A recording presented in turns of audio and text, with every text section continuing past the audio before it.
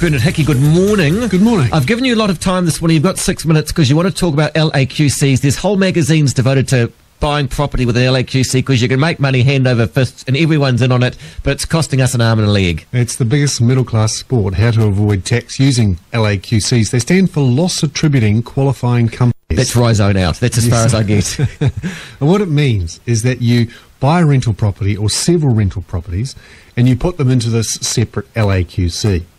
And then you run it so that it makes a big loss. So you charge rents that aren't as high as the interest rates. That's when it didn't work for me because she wouldn't pay rent. But anyway, yes, keep going. And once you've made the loss, then you take that against your income. So let's say you're working as a banker or a real estate agent or whatever, and you've got a salary, and then you go to the tax department and say, well, I've got my income, and then I've got my loss from my LAQC. Put those together, I just can't pay any tax because I didn't actually make anything last year. So we've got some numbers from the tax department, and we're the only ones who've been following this. Since 2003, this is really a housing boom phenomenon, the LAQC growth. Since 2003, the losses claimed by people with these LAQCs has jumped from about $500 million to last year $2.3 billion. So all the people who have LAQCs have claimed to the tax department they've lost $2.3 billion. They've offset against their income, and the loss to the taxpayer, we reckon, is around about $1 billion. So that's the taxes that are being avoided by people using LAQCs. And this growth is purely because of the housing boom. Now, the government, in theory, should be doing something to stop this, and we'll see what they come up with in their reforms. Have you brought it to the government's attention? Have you had any comment from your website about this? Who knows? What are they going to do, Bernd? I mean, that's the key question, isn't it? Yep, I've raised it with Bill English and with others, and they're aware of it.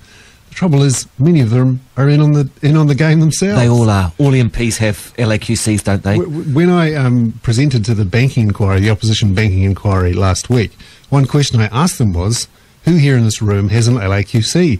And several hands went up, including those on the panel who were interviewing me. So it's an endemic rort by the middle and ruling classes in New Zealand to not pay taxes. Is it simple to solve? You just ban LAQCs? Is that, or are there good people with them? There might be a few, and they were originally designed to make it easy for people to set up small companies and for people in, say, the movie business to make money. So you should remove property from LAQCs? Should at least remove the ability to claim those losses on those LAQCs against your income. And I think some more fundamental reform. And would that take the heat out of the property market as well? That would help take some of it out. Remember that it's the rental property investors who've been pushing prices up for the last 4 or 5 years in large part. Okay. Kraft have launched a bid for Cadbury. Is this good news? Is this bad news? It seems like a huge company. It's big news, and it's a reasonably big company here and all around the world. Kraft is the company that makes those cheese slices and all sorts of little very manufactured foodie things, including Toblerone. And they're really keen to get their hands on Cadbury's chocolate, which is much stronger in Europe and anywhere else apart from the US, where Kraft are relatively strong. Key thing, though, is... So this is a British brand and an American brand, isn't it? In theory, getting together. And, of course, it's all about chewing gum, because Cadbury has the biggest brand of chewing gum in the world called Trident, and Kraft wants to get their hand on it. Apparently, it's a growth market, particularly in the developing world. So this is a big deal. We may see some takeover action. Hershey's, who make those, again, horrible American cookies and chocolates, are looking to get in on the act, as well as Nestle. So a good stoush on the international food scene. I've got a minute left. The Roy Morgan Consumer Confidence Survey, that's risen.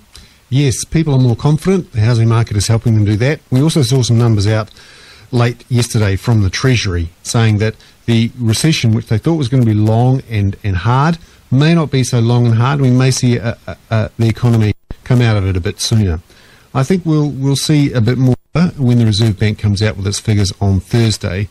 Certainly the economy is looking in good shape. I think that means we should put up interest rates, but they won't do it. You're surprised how quick it's happened?